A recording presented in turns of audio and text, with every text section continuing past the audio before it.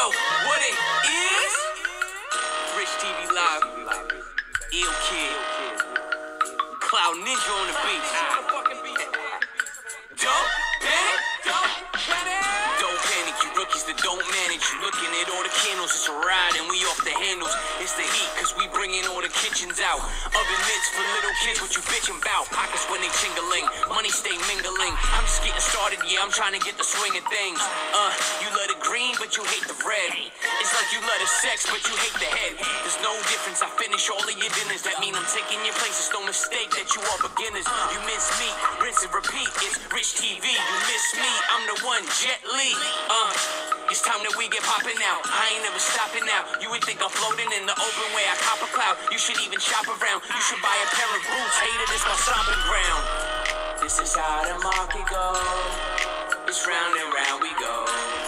Where it stops, we just don't know. Don't panic, don't panic. Why you spend up all your dough? Just sit back and watch the show. Pray that you'll just strike some gold. Don't panic, don't panic. Market makers are heartbreakers and soft stages. Bring the heat with Kenny just like it's Las Vegas. You hard haters are all fakers. I mob like, don't call it on another song. I don't pause, baby. I don't panic, I just mix it up like Shaka Khan. You stay tripping on the sides like a soccer mom. And when it's on, I transform like Decepticon. I can tell your whole future looking at the devil's palm. You're too weak, bro, cause you looking at a 52-week low. These are opportunities to seize, yo. No peace, though. I don't cheat, I just move when I cruise to the G-code. Put the limit in, stop it if you have to. This is mathematics for addicts to latch to. Rich TV Live, he a swell guy. He'll teach you how to buy low and to sell high. Yeah, I get money cause it's all sweet. You looking at the real wolf of Wall Street. Yeah, I get money cause it's all sweet. Yeah, you looking at the real wolf of Wall Street. This is how the market goes. It's round and round we go. Where it stops, we just don't know. Don't panic, don't panic. Why you spend up all your dough? Just sit back and watch the show. Pray that you'll just strike some gold. Don't panic, don't panic. Something has to be done about this. Mr. Attorney, this is what I pay you for. What can I do? Litigation it is. Get the wheels in motion. Quickly. ASAP. Quick.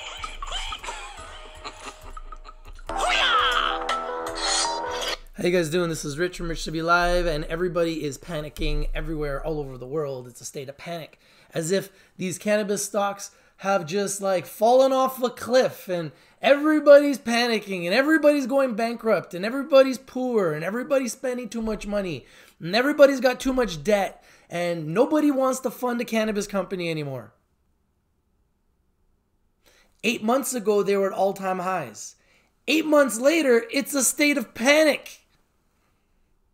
It's a state of panic. Oh my goodness. What am I going to do? I don't know. Buy the best. Labs up 400% this year, making money. Trulieve up 40% in the last 3 months, making money. Valens Growworks up 200% in 2019. Extraction company, making money. The companies that are going up, IIPR. Oh, are we starting? Whoa. I have to mute that. Believe it or not, if I play that elevator music, it'll be considered a copyright. Because somebody somewhere owns that music and they want to make money every time someone hears that bullshit music. So yeah, cannabis sector's going crazy. Everybody's panicking. Aurora Cannabis is down. We're about to hear their conference call. I'm an investor in Aurora. I've been an investor in Aurora for years. I'm not even thinking about panicking. I'm thinking about buying more. I can't believe how low it is. It's back to the prices it was in 2017 when I first started doing Rich TV Live. It was at $1.50. I remember like it was yesterday. And then I've seen it as high as 15. And now it's at $299 right now after market, $298 right now after market in America.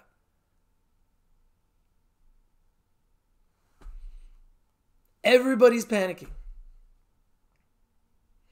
Hey man, this is an accumulation game. I said it from the beginning. This is accumulation nation. This is accumulation nation. Invest in the best. The best are blessed. Valens Growworks, Trulieve, Labs, IIPR, they're all making money. They're all up in 2019. Village Farms, they're making money. They're up in 2019. They might come back down. I don't control the market. I can't tell you where they're going to go. But as an investor, I'm going to keep accumulating the best assets at the lowest prices. And I'm going to start with the companies that are making money. Labs, making money. I'm going to say it over and over again. Labs is making money. Valens Growworks is making money. Trulieve is making money. Invest in the best. The best is blessed. The cannabis sector has become extremely volatile. Okay? Extremely volatile. Health Canada has made it very difficult for these Canadian LPs because they were anticipating having 1,000 stores. Instead, in 2019, Health Canada has opened up 25. Ontario is the biggest market in Canada. If there's only 25 stores servicing like 14 million people, that's not going to fly. What they need to do, people are saying that they could grow to 600 stores by 2020. That would be an enormous increase in revenue because all of these LPs are going to be sharing in those profits. So understand what is happening here. These Canadian LPs are getting squeezed. They're not opening stores and nobody wants to raise and nobody wants to put money into these companies because look at what happened to CanTrust. CanTrust goes and loses their license and there was some big banks invested in CanTrust. Those banks are not happy. They tell all their friends, there's only 5 Canadian banks, 5 major Canadian banks. They tell all their friends, yeah, this is dangerous, man. We put in all this money in CanTrust and now look at it. That's why CanTrust hasn't gone under $1. There's too many big players involved that will make sure it does not go under $1. So far, that could change. Remember, past performance is not an indication of future results. I am not a financial advisor. I'm an investor just like you guys. We are building a media company. We're building a CBD company. We're building our own store. Yeah, there's a lot of stuff going on, but I'm not that guy yet. I can't move the markets. These markets are crazy. They're highly volatile. They're very speculative. All of these companies are highly overvalued. I've said this before and I'm going to say this again. For a company to be trading at $10, they should have at least $1 billion in revenue. None of these companies, other than Scott's Miracle-Gro, has over $1 billion a year in revenue. It's coming, but it's not happening yet. The retail investors and some just risk takers and entrepreneurs and investors and enthusiasts have driven this market almost to ridiculous levels. Okay? So when you're seeing companies come back down like Tilray from $300 all the way down to $20, that's a long way down. That brings down the entire sector. Okay? When Canopy Growth goes from $70 this spring to $20, that brings down the entire sector. All right? When Aurora Cannabis, one of the biggest companies in the world, is reporting leading gross profit of $57.7 million and 58% cannabis gross margin. Delivers best-in-class indoor cash cost to produce 85 cents a gram, which is pretty good. Announces plan to settle March 2020 5% convertible debentures. So we're going to hear that on the conference call in 8 minutes. Let's see. We're still on hold. I'll give you a little taste. No. But I can't do it. Don't want it. So I'm not suggesting you guys run out and buy anything right now. What I'm suggesting is everybody needs to do their due diligence and consult a financial advisor before they invest in anything, first of all. Secondly, if you're going to invest in cannabis stocks, you better realize that this is the Wild Wild West. This is cannabis stocks, okay? This is the most talked about industry in the world. Good, bad, or ugly, everybody's watching. Drake just got in to Canopy Growth, the same company that reported $300 million in losses, and they just got Drake. This is a crazy sector, man. That's what makes it so great.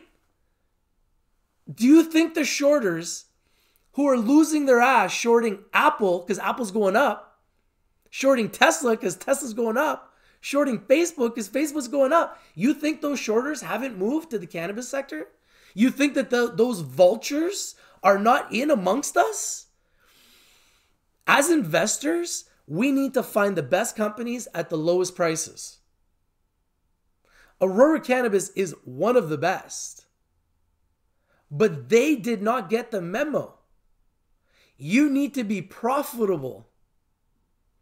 Not only did they not get the memo, they said that they would be profitable and they're not. That's going to lose investor confidence. I'm an investor. I'm not losing confidence in the business. But when you go out there and you say that you're going to be profitable and you're not, investors are going to be unhappy with you. And I mean, a lot of these companies are just learning, and I get it, and they're growing and they're just getting started. But at the end of the day, these companies have to be more responsible. Maybe they should talk a little bit less. They should come onto Rich TV Live. They shouldn't talk about future projections. They should just come on here and they should just talk about their business. They should talk about their product. They should talk about how much people love their product. That should be the first thing. And then they should be talking about their pricing. That should be their second thing. And then they should be talking about their customer service. If a company has those three things beat and down, it doesn't even matter what their price is right now. That's going to be a business that long term is going to exist. So as investors, we at this community here, we need to identify who are those companies. MetaPharm Labs is profitable. Valens Growworks is profitable. Extraction companies. TrueLeaf is profitable. MSO in America. Big in Florida. Follow the money. The companies with the money have the power. The companies with the money have the power. The companies that don't have money right now, they're in serious trouble. Everybody wonders, why is Zenabis down? They have not enough money to satisfy their debt. Despite the fact they have $370 million in assets, they still have $100 million in debt. That's why the stock's going down. They also have an ex-CEO that's selling shares, dumping shares. That's why the stock's going down. Aurora Cannabis has over 1 billion shares. There's a lot of shareholders, especially a lot of young millennials that hold Aurora Cannabis. They're probably selling in a panic. When you make promises that you can't keep, investors are going to feel like they got lied to. They're going to sell. So my advice to all these cannabis companies, start operating like a real business. Start operating like a real business. Do not make forward-looking statements. Do not make projections that you can't guarantee. Do not say you're going to be profitable if you don't have a guarantee from Health Canada that they're going to open up 1,000 stores. If they only have 25 stores, you got to make projections based on 25 stores, not 1,000. This is where these companies went wrong. And they're all the Canadian companies. Have you noticed that? They're not the American companies. The American companies are not being They don't have their hands tied by this newly legalized industry. Health Canada said that they were going to open up 1,000 stores, and they opened up 25. 25. That's not enough for 50 LPs? How does that make any sense? So that's why the Canadian cannabis stocks are really in trouble. They're really in trouble. And I'm very interested to see what happens on this call. I'm very interested to see what happens on this call. I'm sure you guys are as well. Let's see.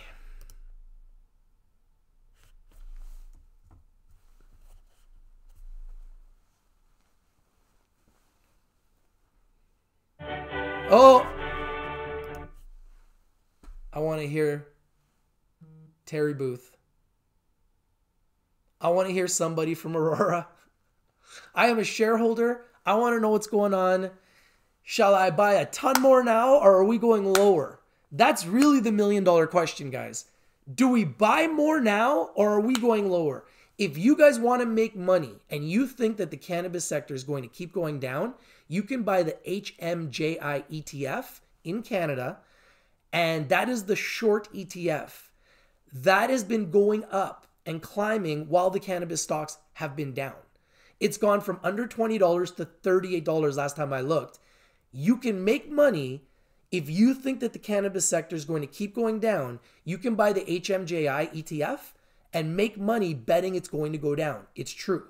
So there's a lot of ways that we're going to keep educating ourselves on how to make money in this sector as this sector matures and as the sector evolves. Because if we have the chance to make money on the way up and make money on the way down, then why won't we?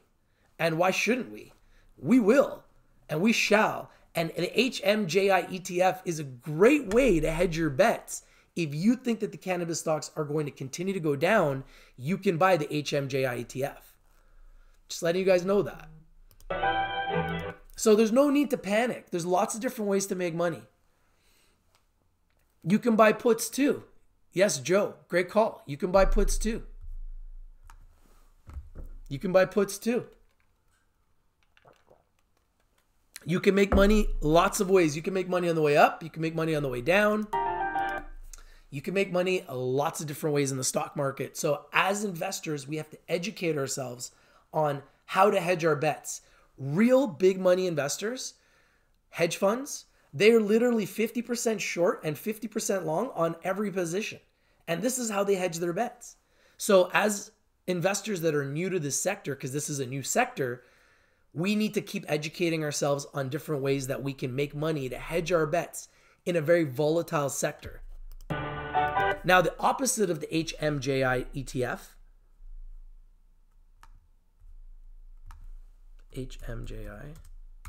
the opposite of the HMJI is the HMMJ in Canada. I believe it's HLMSF in America. That is the opposite. If you think that the cannabis sector is at the bottom and you want to buy into an ETF, the HMMJ Horizons ETF is a great way to go. Okay, guys, is it time to go live or what? I'm ready. Are you guys ready? Do you guys have your popcorn ready? I want to get some popcorn. I want to know, like, I'm ready to buy 10,000 shares, man. These prices are ridiculous. But if they're going to go lower, then let's let it go lower. I want more. I want more.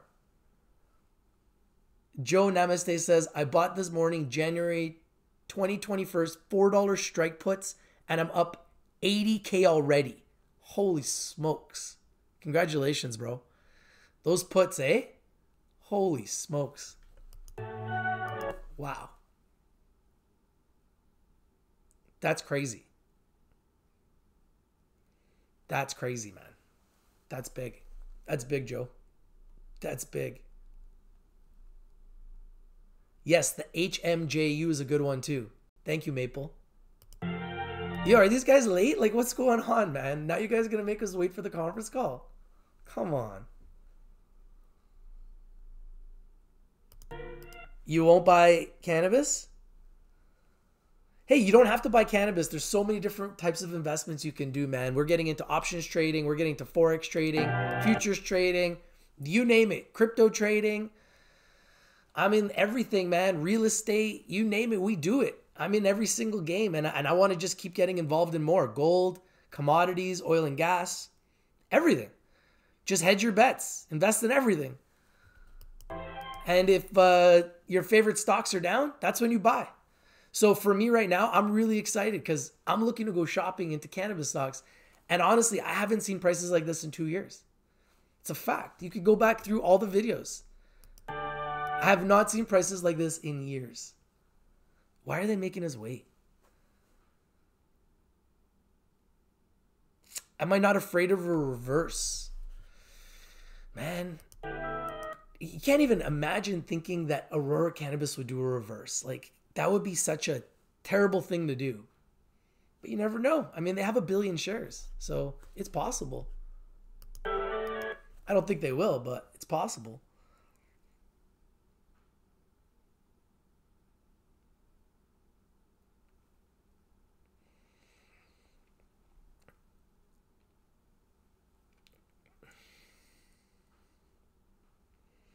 Pluto Mine says ACB expected revenues of 92.64 million, reported 75.21.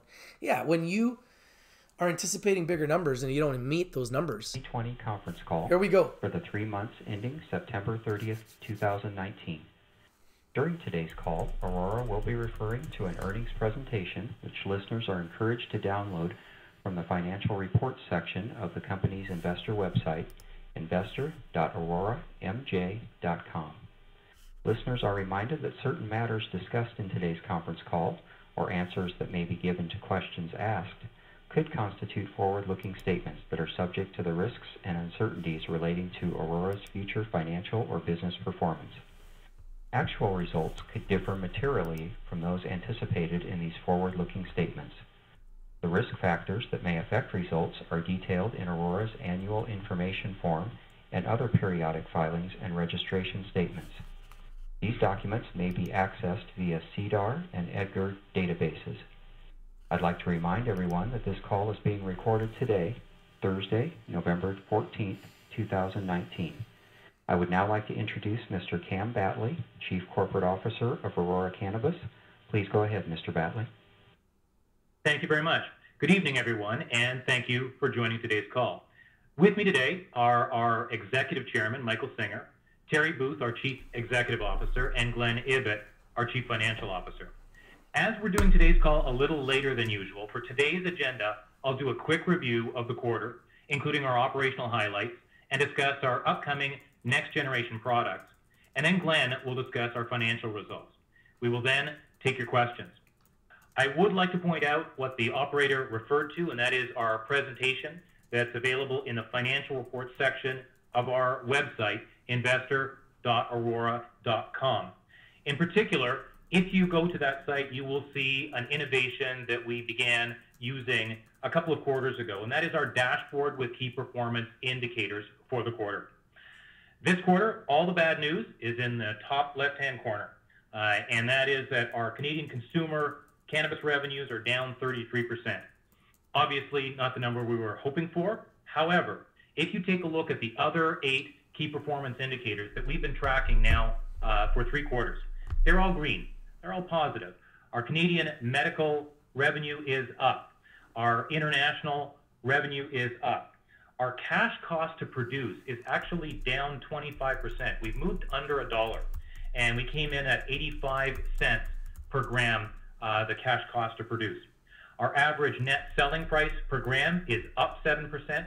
Our gross margin, our industry-leading gross margin, remains stable at 58%, which is head and shoulders above our peers. Our kilograms produced were up 43%, and even our SG&A, which we promised that we would control as part of our path to profitability, is actually down 3%, including the impact of a one-time out-of-period adjustment. And then finally, a number of active registered patients is up 8% to a record of 91,000.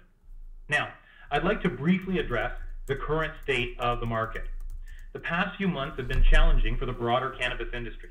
Between issues of governance, evolving consumer demand, and provincial retail bottlenecks, there's been no shortage of negative news. That said, I want to reiterate that our view of the opportunity in the Canadian and global cannabis industry is still extremely robust. It's important to remind ourselves that the Canadian consumer market is just over a year old. These issues will take a little time to resolve, but in the end, we'll be a stronger business because of it.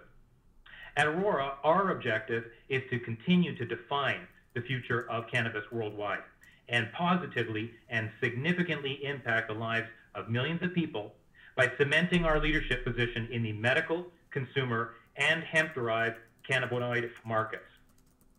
As we indicated on our Q4 call, we expected to see growth plateau in the market in Q1 2020. And in fact, as we reported today, our consumer market revenues declined as a result of changes in customer preferences and particularly challenges in retail and provincial distributors. I want to emphasize that we view these as short-term headwinds, and despite them, Aurora has continued to maintain our position as the leading producer and supplier of high-quality medical and consumer cannabis products. Our non-wholesale cannabis net revenue declined 19% this quarter, totaling in at $60.5 million at the end of Q1. To that, we added a further $10.3 million for wholesale transactions. We believe that the wholesale market continues to represent an opportunity for Aurora, and we will be opportunistic. We are in a unique position to capture a greater share of that market in the coming quarters, with potential white labeling strategies and other bulk sale opportunities. Our strong cultivation capability, highlighted by our record 41,436 kilograms of production in fiscal Q1, is part of what gives us the confidence in our ability to capitalize on this market. Our industry-leading Q1 2020 gross margins remain stable at 58%, providing $53.7 million in gross profit to fund our operations. I'm also proud to report that our high-tech cultivation facilities delivered on our promise to provide industry-leading indoor cash cost to produce below $1 a gram. And in fact, this quarter we came in well ahead of our expectations at 85 cents a gram. While we continue to leverage our coast-to-coast supply agreements to offer a broad range of premium consumer products across Canada, Aurora also remains focused on supplying medical patients with consistent premium products. In Q1 2020, the total number of active registered patients increased by 8%, demonstrating the value of Aurora's product and patient loyalty to the Aurora family of brands. Turning to the consumer side, the Ontario Cannabis Store, Ontario's online retailer, recently announced their top-selling dried flower products after the first year of consumer legalization. I'm very proud to report that our products performed exceptionally well, with San Rafael 71 Pink Kush in the #1 selling spot, followed by Aurora Blue Dream in second place, and San Rafael 71 Tangerine Dream taking third position. This is excellent confirmation that our premium cannabis products continue to resonate extremely well with Canadian consumers because we're adaptable to their demand for high-quality, consistent products. We continue to be successful because Aurora has built a product development strategy that focuses on strengthening our competitive advantage with innovative product forms, enhancing the experience of existing customers, and capitalizing on opportunities to attract new consumers and new patients. Great examples of this, one great example of this, is how we've continued to address the demand from medical patients for alternative delivery formats and dosing options. A couple of the unique products that we've brought to market include the recent launch of Aurora Oral Dissolve Strips, a sublingual strip, which were created together with CTT Pharmaceuticals. Dissolve strips are a discreet, easy way to use the product that is ingested sublingually to provide more rapid bioavailability of the cannabinoids to the body. We're also excited to have recently reintroduced Aurora Cloud for our medical patients. It's the first and only legal concentrated CBD vape product in the Canadian market today. In addition, with the second wave of legalization coming into effect shortly, Aurora's insights and product innovation teams have done tremendous work to formulate new products in the right formats that we think will exceed customer expectations and drive category growth. Aurora's Cannabis 2.0 strategy focuses on 4 key pillars: using quality extracts, leveraging proprietary extraction technologies to produce high-potency concentrates, providing a range of superior products to suit different consumer preferences, and using our expertise to produce consistent and reliable products at scale. The initial suite of new products that we will launch include vapes, concentrates, gummies, chocolates, mints, and cookies. We've selectively partnered with a variety of organizations, prioritized our resources, and built the inventory to help ensure consumers across Canada will have access to our high-quality derivative products. We're ready to ship product as soon as the regulations allow, and are excited for consumers and patients to finally have access to a greater selection of product forms. As well, in advance of our new product forms being available to the market, we've launched Ready for Edibles. It's a campaign dedicated to educating new and experienced cannabis consumers on responsible consumption and safe storage of edibles products before they become available for sale in December. We want to ensure that Canadians have the information that they need to understand these new products, how to consume them responsibly, and most importantly, that they should be kept away from children and pets. Educational content will also focus on identifying signs of overconsumption, understanding the differences in onset times and effects, cautions around mixing with alcohol, and driving while intoxicated. This, we believe, is the behavior of the industry leader. So as you can see, we're looking ahead, continuing our focus on strategy and execution, serving our medical patients and consumers with premium, safe, affordable products, and gaining consumers' confidence and brand awareness. I'd now like to turn the call over to Glenn, who will discuss the financial highlights of the first quarter, and then we'll open up the line to questions. Thanks, Cam, and good evening, everyone.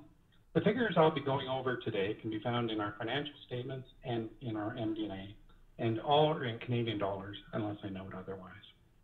For our first quarter fiscal 2020, for the period July 1st to September 30th, we reported net revenue of just over $75 million.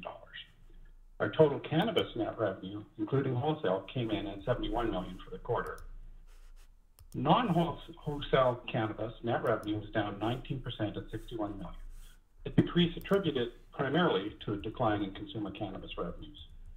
Of note, demonstrating our continued commitment to the medical market, our medical cannabis revenues grew 3%, even in the faces of challenges from the consumer system cannibalization. Finally, we did add a further $10 million in wholesale revenue at a very attractive 58% gross margin. I'll now go into a bit further detail on each of these revenue streams. During Q1 2020, our medical cannabis net revenue increased 3% quarter over quarter to over $30 million, driven by our continued success in growing our patient base, which currently stands at just over 91,000 clients. Our revenue was affected by a slight decrease in the average net selling price of medical cannabis of 6%, but more than offset by patient growth. The decline in selling price was the result of temporary pricing incentives designed to support the move of valuable long-term medical patients to Aurora and away from LPs that were not servicing them well. As usual, our medical cannabis sales and gross margins were impacted by our decision to absorb the cost of excise taxes. We continue to lobby the government to remove these taxes from medical products. Our international medical cannabis sales during Q1 increased 11% to $5 million, comprising 7% of our total consolidated net revenue. We expect a higher rate of growth in our international markets, and over the last quarter, have been adjusting strains under cultivation at our EU GMP facilities to better meet the needs of the European markets. We have also been growing our sales force in Germany and believe we continue to have the leading market share of natural medical cannabis. Consumer revenue was $30 million, a decrease of $15 million or 33% from the prior quarter. This decline, as you all know, was driven by constraints in the distribution networks that have caused a temporary decline in ordering of the provincial distributors as they allow inventory levels to normalize. With adequate consumer choice now available, we are also seeing consumers exercise that choice to select those products that they prefer. We monitor the sell-through rates from the provinces to the retailers very carefully, as we believe that to be a strong indicator that our products are meeting the needs of consumers for both quality and pricing. We are pleased that the Aurora family of brands continues to show strength across the major provinces for sell-through. We expect headwinds to persist through the next quarter before Canadian consumer infrastructure develops and matures throughout the back half of our fiscal 2020, with the licensing of new retail stores across Canada and the introduction of the new product formats. I do want to emphasize that our average net selling price of $5.68 per gram was a sequential improvement of 7%, further highlighting that demand for high-quality recreational cannabis is strong and premium product can capture better pricing. During Q1, Aurora generated $10 million in wholesale revenues compared to $20 million in the prior quarter. Although the selling price per gram declined from the previous quarter, we considered that selling excess extraction-grade product at a 58% margin was a very prudent decision.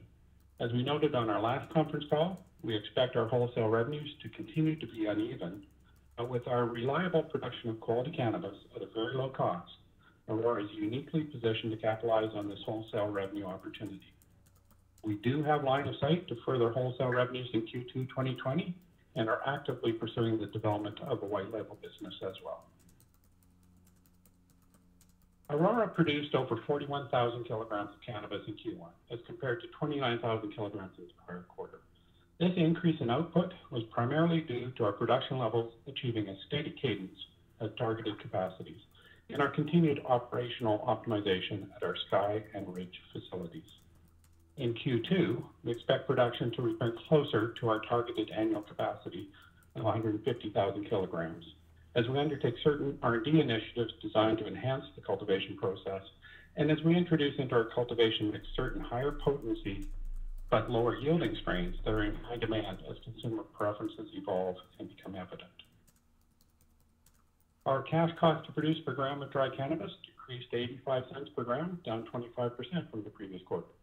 As Cam mentioned, we delivered on a very important milestone that we've been talking to you about for several quarters, sub $1 cost to produce.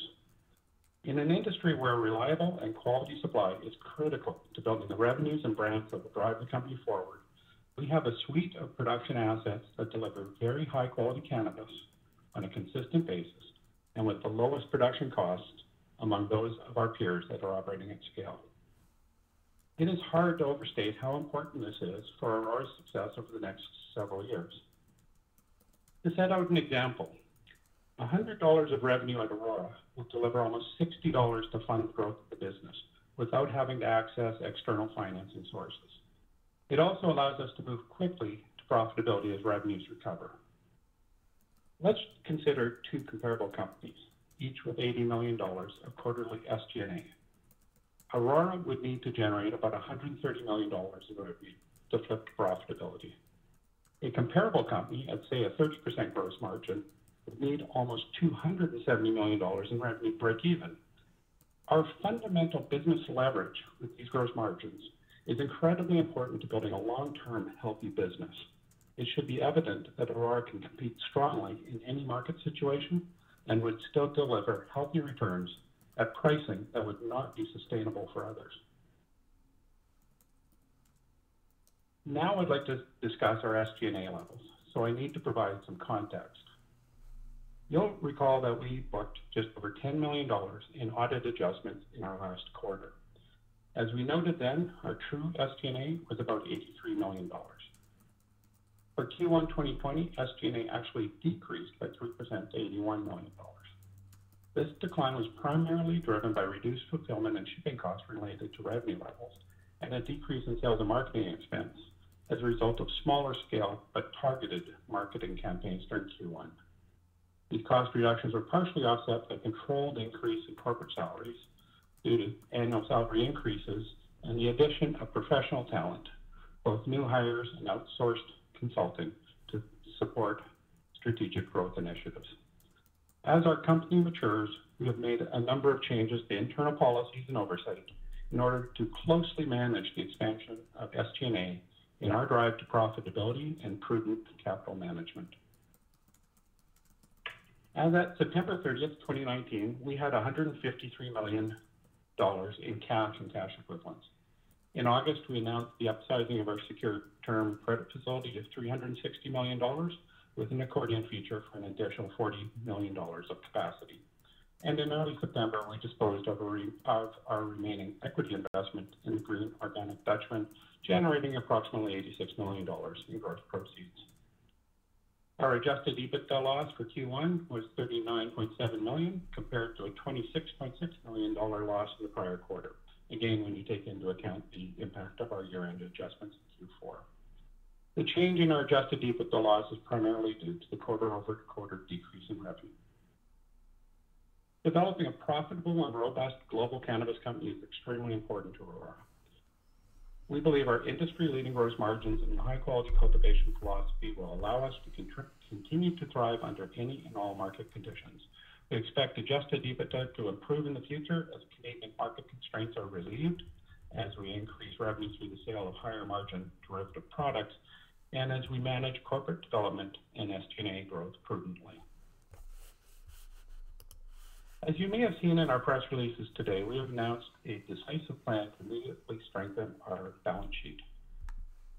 This plan includes several steps that are designed to streamline our operations, provide financial flexibility, and reduce financial leverage in response to a changing market and regulatory set of conditions, all with a view towards long-term growth and sustainability. First, we continue to monitor and forecast the supply and demand in the Canadian and international cannabis markets in order to time our scale-up of further Aurora production capacity as needed. As a result, we recently adjusted the construction timeline for both the Aurora Sun and Aurora Nordic 2 facilities to more closely align with our current expectations for the timing of increasing demand. These adjustments will result in a significant decrease in our ongoing quarterly level of capital investment and are expected to conserve approximately $190 million of cash over the next few quarters as compared to our previous build-out plan. With the work completed to date, the company will be well positioned to advance these capital projects as global demand or as Aurora's market share grow. As we noted in our release, we still expect to complete approximately 238,000 square feet at Aurora Sun in calendar 2020, representing 6 grow rooms and a mother room. As I mentioned last quarter, Q4 2019 was the peak of our CapEx spend with over 20 capital projects on the go. Many of these projects continued through Q1 and have been substantially delivered in October and November. Our expectation for fiscal 2020 quarterly CapEx is that Q2 will be similar to the $108 million we reported this quarter.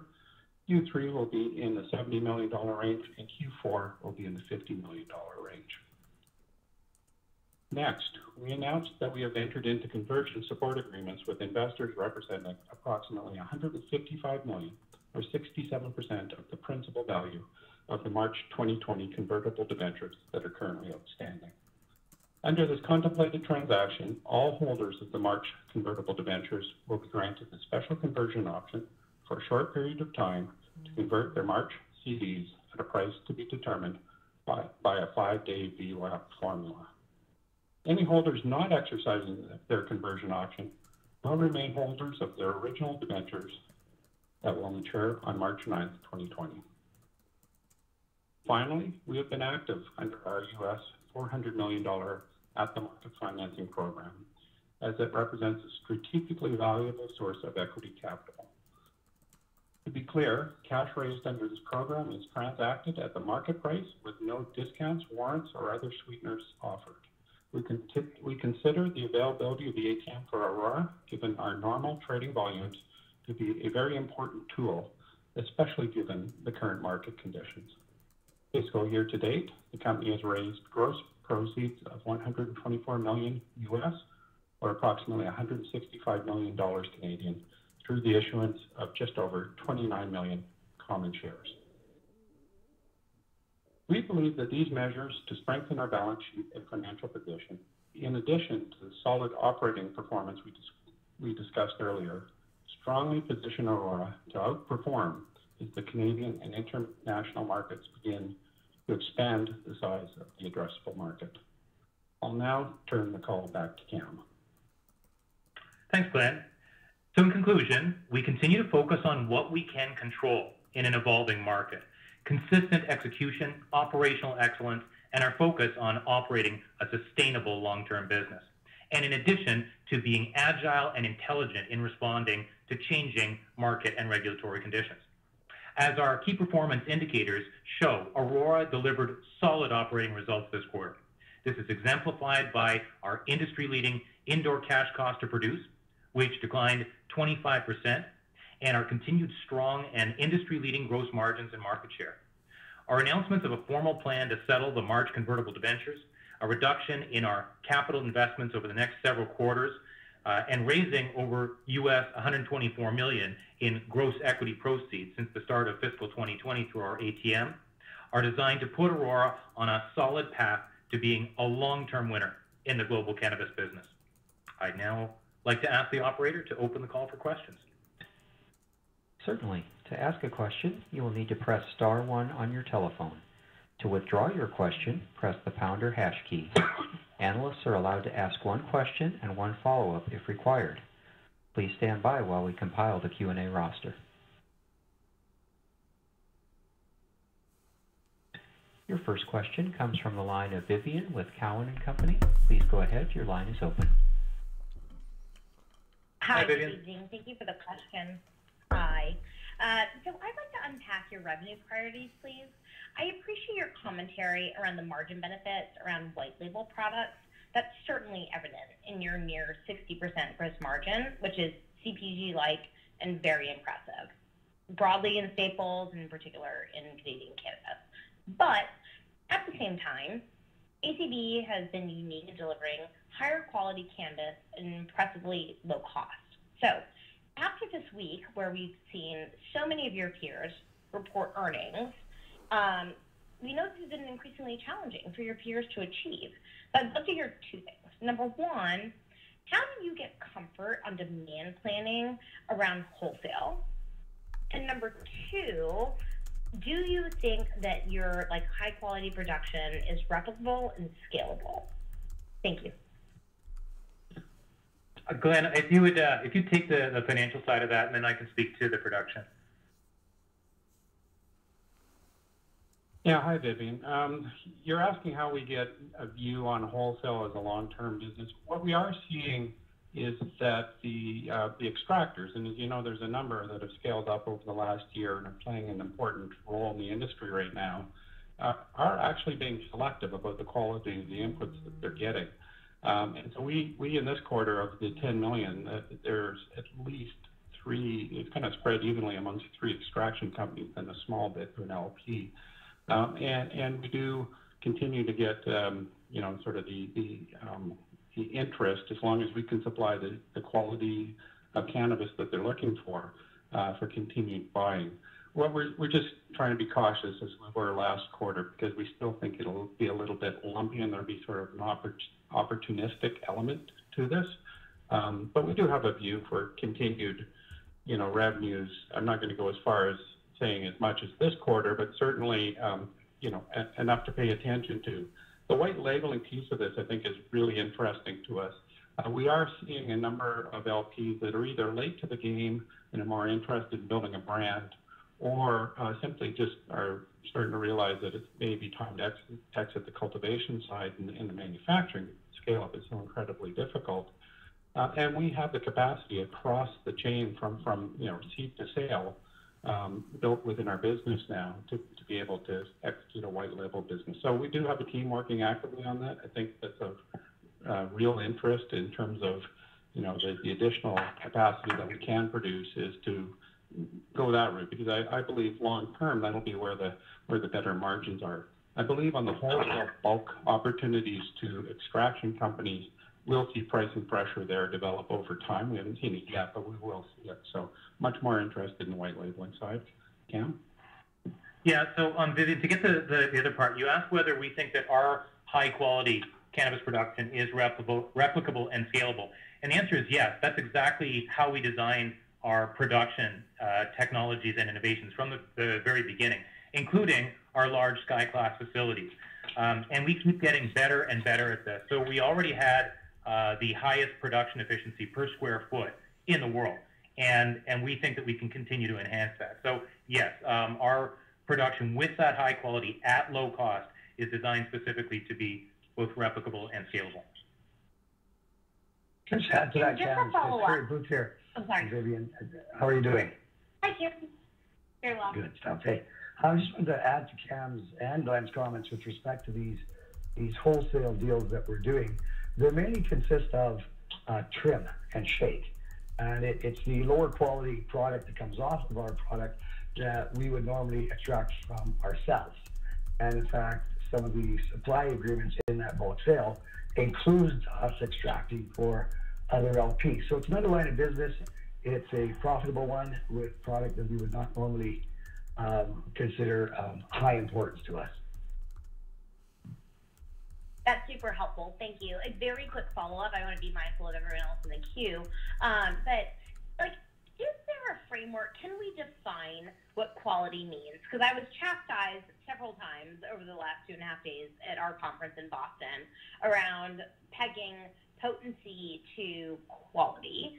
And that could very well be right. I don't know that the Canadian marketplace is so sophisticated, and I don't know that your buyers are so sophisticated either. But you guys are clearly delivering a better product that has wholesale demand. And I want to understand, like, what do you think the demand drivers are for that wholesale business that carries such a nice margin? Please, and thank you. Can I speak to that, Cam? Yeah, please go ahead, Terry. Sure. So quality of cannabis. It's something that has to be grown in a pristine environment. It has to be grown in a environmentally controlled environment with your proper levels of CO2, of micromoles, of temperature and humidity. And at the end of the day, we know we can grow great pot. And that's, an attestation to the awards that we receive from the consumers. They're largely consumers that are very educated with respect to cannabis. And it's really the profile of the cannabis, including the THC levels, CBD levels, and terpene profiles. Very important that those three come together in a pleasing effect, if you will. And that is what chalks up great pot, like our Tangerine and our San Rafael and our Blue Dream. It is what the educated and longtime users of the products look for. Nuggets and bottom of plant feed, and guys that can't grow it, or gals that can't grow it quite right, and it gets raunchy and burns your throat, and those things aren't doing very well, are they? And that is because they're growing in it in environments that are not conducive. They are not conducive to growing great, smooth, tasting, excellent effect cannabis. It's the profile. That's a good summary, Terry. Yeah. Okay. Next. Your next question comes from the line of Tammy with BMO Capital Markets. Please go ahead. Your line is open. Hey, Tammy. Hi. Yeah, thanks. First question is, could you clarify what you mean by the lockup support in the press release on the debentures? So are the committed $155 million shareholders, are they subject to a share lockup? And if so, for how long? Yeah, can I ask Glenn and Michael to weigh in on that?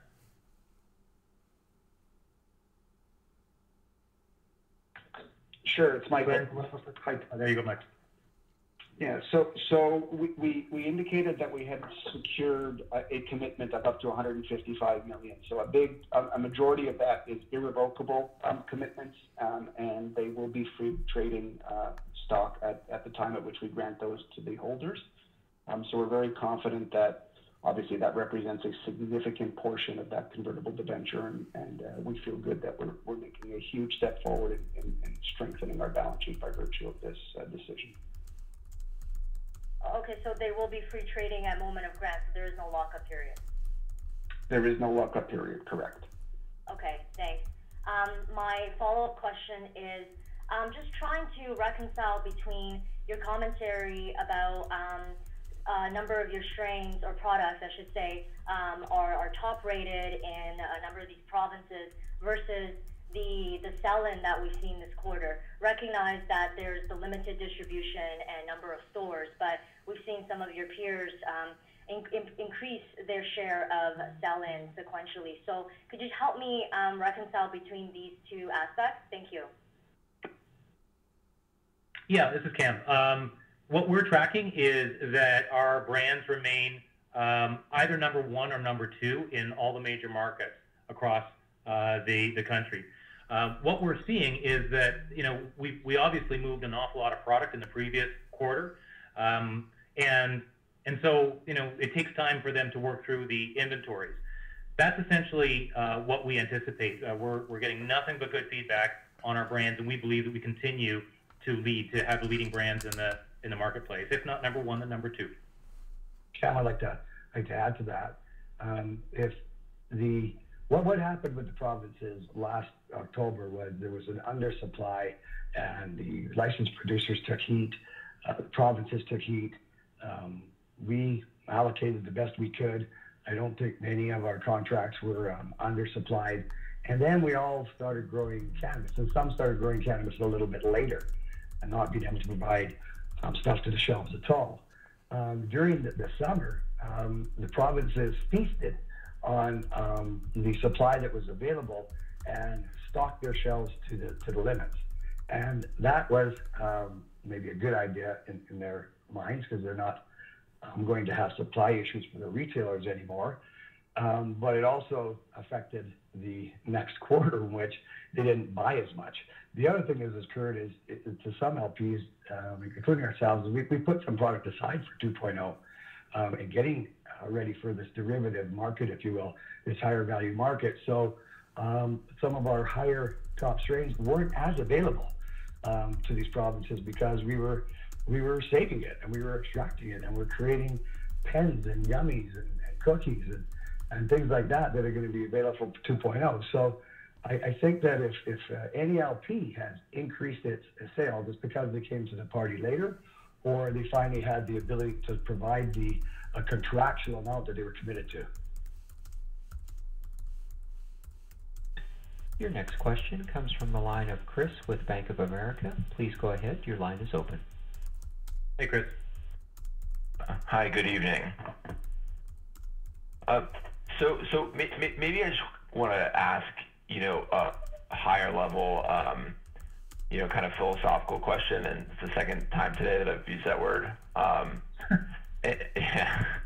And so, you know, I guess maybe just trying to understand your decision process, right? And maybe, you know, how that's evolved and what you've learned over the past 6 months, right? Because I guess we've known for a little bit now that maybe things were slowing, and you know, that CapEx has stayed high. Obviously, it's coming down going forward, which is good to see. But you know, you have to use this ATM and kind of dilute your shareholders more, just to kind of buffer your balance sheet. And I get that that's sort of what's required right now.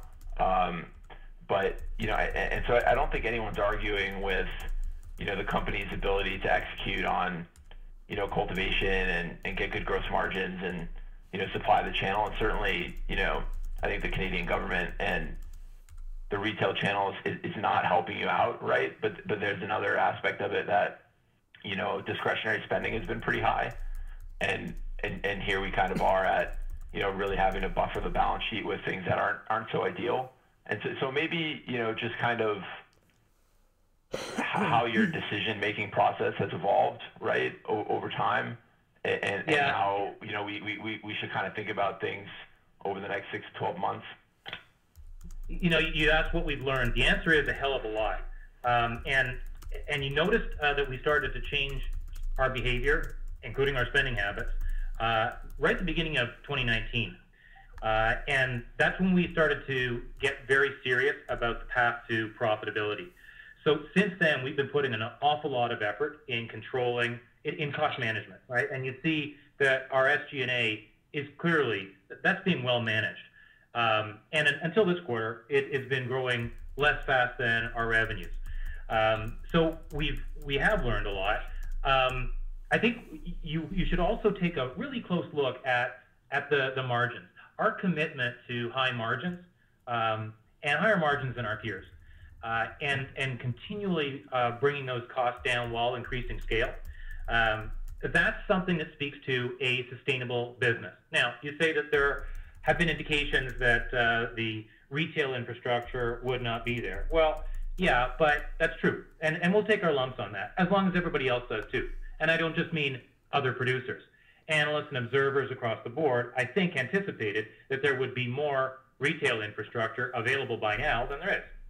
Now, if the question then becomes, what do you do about it? And we think that we are doing the intelligent, rational things. We're scaling our production to make sure that it's there to meet the demand. We're going to try and enhance that demand and stimulate that demand, certainly. But we're also we're making very careful steps to ensure that we maintain that high margin and keep delivering those high margins over time. To us, that speaks to the companies that will come out the other side after a winnowing, because we all know that not all existing cannabis companies, including publicly listed ones, are going to make it. To us, that business strategy speaks to a company that's going to come out the other side and be a long-term leader. Okay, thanks, Cam. And then, just as the follow-up, and Glenn, I suppose I asked you something similar last quarter, and the pieces have just changed a little bit here. But if you kind of take what's remaining on the credit facility, and the fact that you don't probably have to pay as much on the convert obligation in your calendar Q1. But even if you kind of assume cash burn at the improved CapEx and maybe even operating cash flow better, is it kind of your base case now that you need to exercise all of the ATM to kind of get you to your fiscal 21 cash flow when maybe you get cash flow positive, or maybe said another way, if that's not the right way to think about it, because that's kind of maybe how my math is working out, what's the appropriate way to think about, just cash burn relative to funding needs and how you're going to get there? Thanks so much. Yeah, so Chris, it's an excellent and an obvious discussion. We've had it before, and we all want to do the math. The way I think about this is there's a lot of things yet to come, and I know a number of our peers have, for instance, withdrawn, revenue guidance and stuff, because we need to see how a few things play out. We're getting excellent feedback from a number of sources on our initial product offering for the 2.0 products. The provinces won't issue purchase orders until December when they're legally allowed to purchase, but we're starting to get a view that we've got the right lineup of products, quality products, and at the right pricing. So I think we'll be off to a good start there. A big part of this, as we saw with the 1.0 launch, was showing up. So showing up with a good product portfolio is a piece of it. It'll also depend on how our peers show up as well. So as we talked about earlier, my example about leveraging the margin, the profitability or EBITDA line is going to be highly dependent on how the consumer market with the new product and with the retail footprint, if we take Ontario at their word, that's going to speed things up. That's going to impact our revenues a lot, and that'll impact how much cash and when we get to profitability, but how much cash we'll need. We're also trying to balance our need or our desire to continue to build a global business. So part of this, I think, will inflect as we look at certain strategic and the transactions we're looking at would certainly be accretive, but we will, I guess, see how it plays out. Right now, my anticipation isn't that we would need to use the ATM to the extent that we currently have approved, but I'm going to have to wait to see on how 2.0 and retail rollout and certain strategic transactions play out over the next several quarters before we can land definitively on that. And certainly happy to continue to talk to monthly to you about this, because I think we are learning every step of the way as to how things are going to look over the next couple of quarters. Hey, Chris, it's Terry here. Just to add to Glenn's commentary there with respect to Cannabis 2.0. There's a few things here with 2.0. I also include the Ontario retail government processes being fixed. Alberta met Ontario's sales, yet we're 1/3 of the population to Ontario. So that tells me there's a significant amount of cannabis users, because we have the same cannabis users per capita in the provinces of Ontario and Alberta. So there's a massive amount of people who have not been brought into the web, if you will, of legalized cannabis, because it hasn't been as available. And if you think about it, all that we've really been selling, these 4 retailers have been selling joints, capsules, tincture, and bud. And now we're going to be adding numerous different product lines to truly meet the mandate of the Trudeau government and the UN Convention. When you legalize adult cannabis, you have to show that you're going to be competing with and reducing the gray market. This 2.0 is going to do that. And it's going to allow the retailers to do better off. It's going to increase the sales on high value products, and it's going to bring in more users that are already in the system but still choosing to go to the gray market. I'm excited as hell about 2.0. I know I'm supposed to be told be conservative, Terry, but I really am pumped about how Aurora has done its job in getting ready for 2.0, and all indicators from our retailers, from our provinces, from Health Canada, all the little hints that you hear says that Aurora is at the top of that pack as well. So we're pretty pumped. Your next question comes from the line of Doug with RBC Capital Markets. Please go ahead. Your line is open. Hey, Doug. Thank you. Hey, how you doing? Couple questions that may be a bit obvious, but I'm just curious about how things are going with the U.S. CBD deal in terms of timing, if we're still on time, or if there's anything new you want to add to that discussion. Yeah, I'm going to hand this to Michael, and maybe come back at the end, because we've learned a great deal about the U.S. market. Because remember, it's not just the Canadian cannabis sector that's been struggling; it's the U.S. sector as well. So there's been a lot to learn about that. Michael, did you want to speak to this? Sure. So no surprise, we remain very active in looking at opportunities in the U.S. and they have to fit a number of certain criteria. And I think what we're looking to do is to try to sort of piece together a number of different sort of strategic initiatives that I'll lay out. So obviously, we're going to have to operate under the current regulatory framework. That's a key criteria for us. And we see the U.S. market as a platform for us to be able to capitalize on not just the U.S. market, but use that as a springboard, if you want, for international CPG expansion. And so that links very nicely to our relationship with Nelson and the Congress and the connections that Nelson has provided us in terms of some of these strategic partnering discussions, where we're actively involved in negotiating, a long-term relationship with many of these CPG companies, with Nelson's help in terms of how we're going to structure this so that we could link together, like I said, not just a U.S. strategy, but one that integrates a number of different of these strategic partners in different industry verticals, that we start to think about owning a lot of these different industry verticals that we see as a huge global opportunity.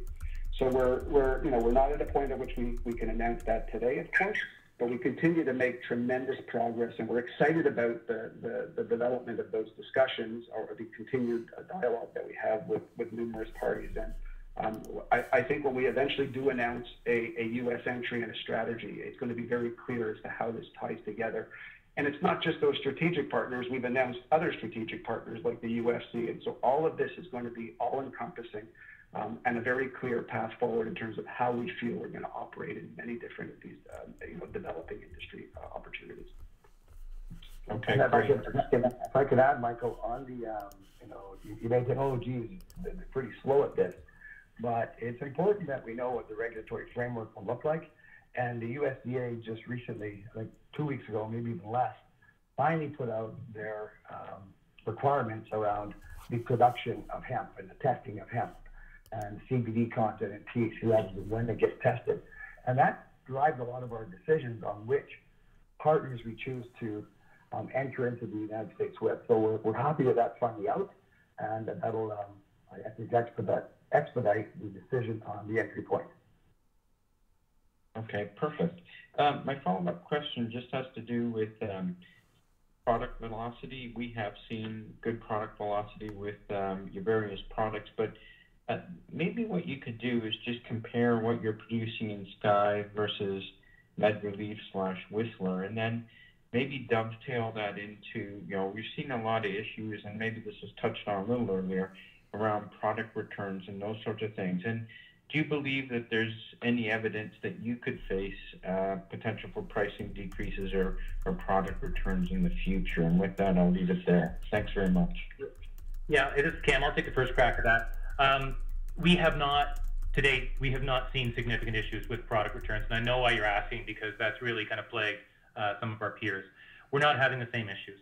I want to touch wood because you never know what will happen in the future, but we do not anticipate that we will have those issues either. Remind me what the first part of your question was, Doug, if the microphone's still open. Doug is no longer connected. Okay. I'm sorry, Doug. We'll have to do that in the follow-up call. It's been a long day and I haven't had quite sufficient coffee. Your next question comes from the line of John with CIBC. Please go ahead. Your line is open. Hey, John. Good afternoon. Hi. Cam, you referenced changes in or in customer preferences impacting your revenue in the quarter. I'm just hoping you can elaborate on what that is. And just to clarify your commentary from earlier, do you expect to grow revenues in Q2? We're not projecting that. We're not giving guidance on that. As Glenn indicated earlier, we'll have better visibility once we see exactly what the rollout of new retail infrastructure is going to look like. And also when we see what happens with the uptake on the Cannabis 2.0 products. And the impact during the quarter, like the change in customer preferences? Yeah, look, we're constantly evolving our product mix. One of the things, if you were on an earlier call today, is one of the other companies perhaps had difficulties with the volume of certain derivative products that they were trying to move in the consumer market. In terms of flower too, we're always adjusting based on which sells well. So we've already started to change the mix of cultivars that we're growing. And we will continue to do so. So I think actually we're very, very agile. We've got very good market surveillance, and I would suspect, better than most of our peers. And that's essentially what we're talking about there. Okay, thanks. Then my follow-up's on profitability. So I understand the various puts and takes in the market, and we all know there's not enough stores. You previously expected profitability a couple of quarters ago. So I'm trying to get a sense of when do you expect this now, and what ability do you have to flex SG&A down in case the retail rollout delay continues? Glenn, can you speak to that? Sure. Listen, I think it is important that we do have a long-term view on this industry. Cam outlined that a little bit earlier. Very excited. I haven't seen anybody pull back on kind of the accessible market projections, in Canada, in the U.S., and globally. So we're balancing. You're asking specifically about flexing SG&A. We think we have it at a pretty good state right now. The folks and the spending, of course, we're containing and controlling and really watching it closely. But I'm also recognizing we're trying to build a global leader here. And, sometimes you got to be careful not to sort of pull back too far short term at the cost of the long-term value creation. So I guess what I'm trying to get at here is I think SG&A is at a good level. We'll manage it prudently. In terms of profitability and as Cam mentioned earlier, I don't think there's any of us on this call that we're expecting Ontario a year after legalization to be sitting at 24 stores. So, they made the right noises lately. We certainly are a little more optimistic that they're going to get out of the way and start licensing that province properly. And it's, we harp on Ontario simply because they're the biggest province and they're so far behind, the leaders like Alberta, which has almost 300 stores as compared to Ontario's 24. So, when we were looking at EBITDA positive, we were expecting a better retail footprint. Every place we've seen a retail store go in, the spending is very encouraging, at those stores. So we expect that to be a big driver. But we're just being very cautious right now. We're we're controlling, and I think controlling effectively all the levers that will take us to profitability, and certainly amongst our large-scale peers, we think we'll get there much earlier than others. But we've gone on about the margins. We think that's incredibly important. You know, again, using my example, the difference in revenues you need to generate, whether you're operating 60% margins or 30% margins to get to profitability, are astounding. And we control the SG&A. We deliver the product mix that the market wants. We've got all those pieces in place. We just need the retail infrastructure, the provincial distribution, and the new products, and then we'll see how this plays out. So we're staying away from projecting when that will happen, but we know what we're monitoring to see, you know, what that ramp looks like. Your next question comes from the line of Michael with Piper Jaffray. Please go ahead. Your line is open. Hi, Michael. Thank you. Good evening. I've got a strategic question and a quick follow-up after, but strategically, I guess if you look at your business, you've got the highest gross margins in the industry. You've got the lowest cost, at least for almost anybody, and yet your EBITDA margin is negative. It got worse. It's obviously behind the targets for profitability you'd had for 4Q, and you know, if I'm hearing you right, there's not really necessarily a light at the end of the tunnel. As you look at your wholesale sales, and you talked about the attractive margins there, even slightly better than total company gross margins, and also the outlook you gave with some very positive remarks around the outlook for white label sales. I guess I just want to understand how you think about where your right to win is and where you're best positioned. Would you ever rethink how you approach your position in the market and maybe pivot a little bit more to take advantage of where you've got these advantages and you know, rethink a little bit who you want to be when you grow up? So let me just clarify. Are you talking about do we want to move more toward wholesale in the short term or the medium term rather than something else? Is that what you're saying? Well, a little bit, yeah. I mean, I guess here's some of how I'm thinking about it. You've also obviously mentioned the attractiveness of the Wave 2.0 products, and that's clear. But clearly everyone's saying that, and there's no brands established yet. If even for the extractors, they want quality product to put into those, you know, quality flower to go into the extraction for those products.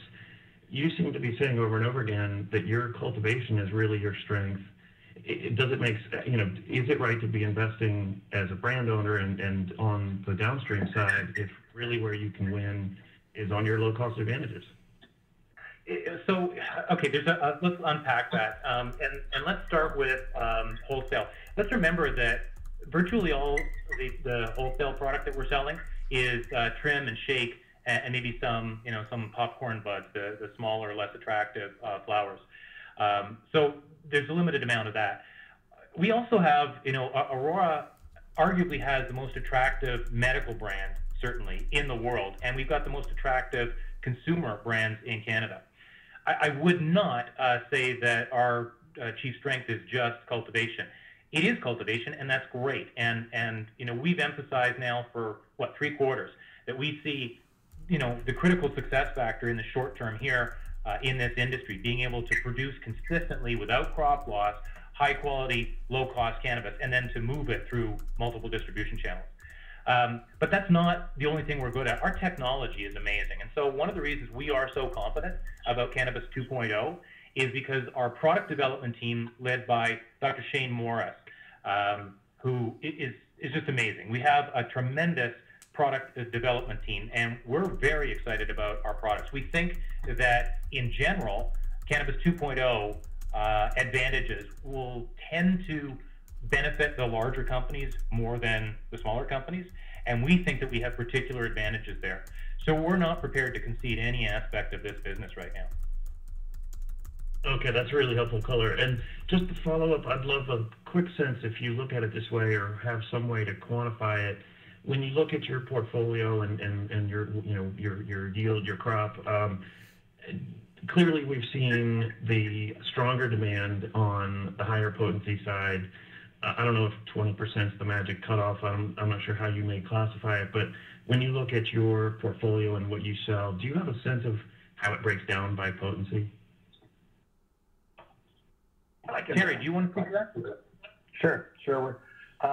You're bang on. Potency is the driver at this point of the popularity of cannabis, of flower.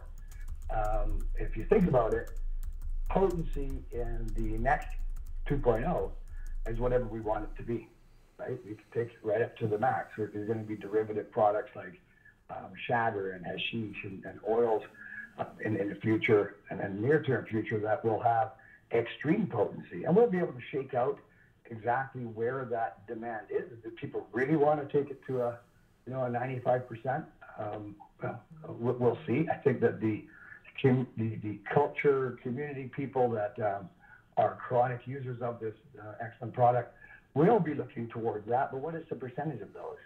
We don't have all the stats. The West Coast of USA provides some insight into that. There are certainly higher value products, though, and you're right, the demand for the high potency is there. And that's why we've pivoted over the last 6 months to start focusing on the higher potency. Me, myself, don't think that that's what I would use, but because it does take you to a different la la land. And I think that people are still looking for it, though. The millennials are looking for it. They think they're getting more product when they get more THC. And so they get fully educated with respect to the different combinations of terpenes and CBD and THC and the other 114 cannabinoids may have, they'll find their way and they'll find their brand. We're still in year one here, right? This is inning two, perhaps, in Canadian adult usage, and Aurora has nailed it. We all have to remember these other companies had a 6 quarters head start on Aurora, and I hate to belabor that point, but we've caught them and passed them. We've done it 2 quarters in a row, and we're doing it in a great way. The Aurora story is a great one because we went with a method of grow that was not risky. We de-risked the method of grow by having these purpose-built facilities. And I can't say enough how proud we are of the teams that have assembled these. We're becoming the employer of choice. We're becoming a partner of choice globally. These health departments across the world are calling us first. The team that works outside of Canada are nailing it across the board. I'm excited as hell. We had a drop in cannabis sales, but it was anticipated. And we let you know, hey, the provinces were oversupplied. And some of us, producers, not us, really oversupplied those provinces and hence the return issue.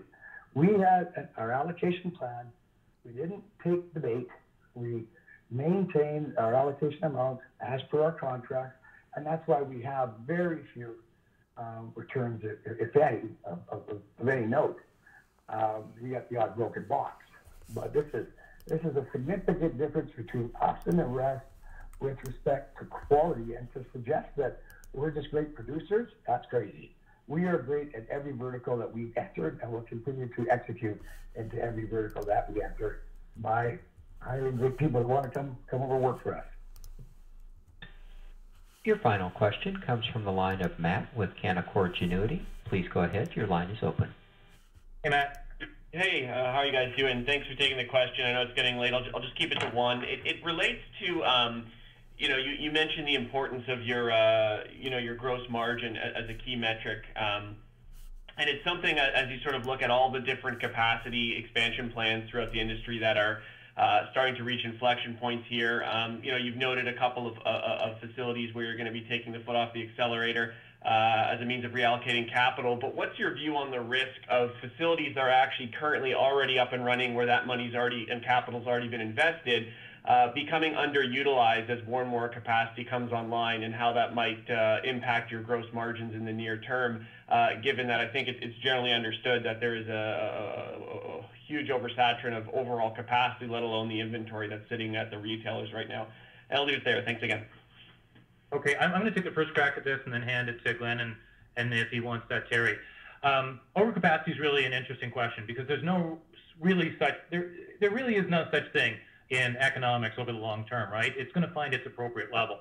And we always felt from the very beginning that we had to be able to produce a very large amount of cannabis, but particularly economically, something that a number of our peers have not demonstrated the ability to do. Now, you're right. A lot of capacity has come into the system. I don't know how much of it's going to stay. And there are producers out there who are not economic right now, and they'll never be economic because they simply don't have the capability to produce cannabis at low cost. I would say that from the Aurora perspective, on the contrary, we're quite prepared to generate very, very healthy margins, even if there is price compression over time. That stands us in very good stead. And as Glenn has emphasized, to be able to continue to succeed under any market conditions. Glenn, did you want to add to that and take us home? Yeah, I think it's important to make the point that when we hear about oversupply, as we've seen, there is oversupply of some poor quality product, resulting in it not moving through. As I mentioned in my prepared comments, that we monitor sell-through from the provinces to the retailers closely. I think that's a good indicator of the viability or the health of the business. Or you're producing products that the consumer wants. So when we're number one or number two in the major provinces in sell-through rates, it's important to us because it says that we're actually we're producing, so is everybody else. We're producing products that people want, and so when we talk about oversupply, you need to peel it apart a little bit, I think, and just say oversupply of what. And if it's oversupply of poor quality cannabis, and we are seeing a few folks in the industry launching what they've said are value brands, but that was in some cases it's dumping inventory brands. Yes, they're going to have to get rid of that inventory and the production at whatever price that the public is willing to pay for it.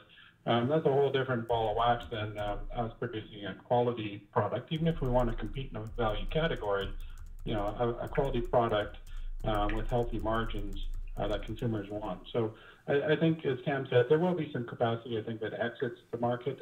If you can see price compression on the poor quality cannabis and you can't produce for, like a sub $1, but even if you can't produce for, less than $3, then you're going to have a real problem remaining viable on the cultivation side. So we'll see. It's a very interesting time. I think the next number of quarters are going to play the game out here, and we'll see who's left that can compete with the healthier companies like us. Glenn, if I can add to this quality question, when we negotiated with these provinces a year ago, they didn't want to differentiate between quality of cannabis because they didn't know. In fact, we knew that we had better cannabis than most, and we were trying our very best, but they grinded us hard to say, no, you guys should all be priced in the same bucket until we see where the demand is.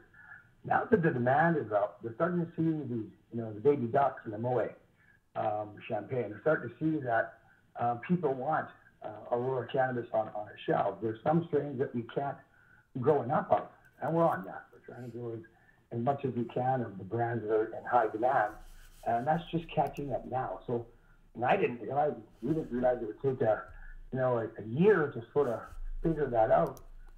And now when we go back to these provinces and say, look, here's the criteria, here's the demand, here's what the retailers are ordering, this is what they're selling, this is what the consumers want, we're able to put that price up even more. So think about it. We're able to bump our price because of high quality cannabis, and we're the lowest cost producer. That's a recipe for success. That's what makes me excited in a big way, and I think you're all going to be happy campers if you're invested in Aurora come the close of 2.0, and one can really look at what 2.0 has done. That might not be this last calendar quarter. It might be the first calendar quarter, which it better be if we're driving our bus right. But it's a rosy picture for Aurora. I wouldn't want to be in some other shoes out there in this industry. We know that the access to capital is difficult. That's why we set up great instruments, at market, not discounted, not warrant. No BS. We have a sound plan. We're making sound decisions in reducing CapEx based on, global demand. We're able to turn that back on in a heartbeat, and I feel that we're going to have to within a short time frame. But let's see how it all pans out. Aurora has once again taken another step to leading this world as the greatest cannabis company in the world, and we're very proud of that. This concludes the question and answer session. I will now turn the call back over to Mr. Batley. Yeah, and I'll just wrap it up. I want to thank everybody for your questions. Thank you very much, and we'll look forward to speaking to you next quarter. Have a great evening. Ladies and gentlemen, this concludes today's conference call. Thank you for participating. You may now disconnect.